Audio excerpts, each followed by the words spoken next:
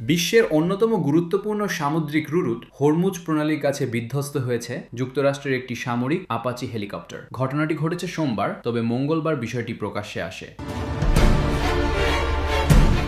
হেলিকপ্টারটিতে থাকা 2 ক্রুকে নিরাপদে উদ্ধার করা হয়েছে বলে জানিয়েছে নিউ ইয়র্ক টাইমস। তবে তাদের শারীরিক অবস্থা সম্পর্কে এখনও বিস্তারিত কিছু জানানো হয়নি।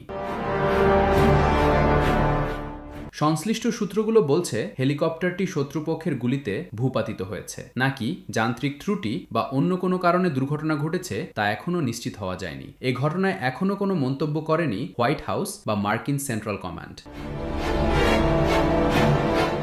উল্লেখ্য, ইসরায়েল ও ইরানের মধ্যে নতুন করে সংঘাত শুরু হওয়ার পর উভয় পক্ষের পাল্টাপাল্টি ক্ষেপণাস্ত্র হামলার মধ্যেই হরমুজ প্রণালীর কাছে এই রহস্যজনক দুর্ঘটনা ঘটল। Desk report, press desk, BD.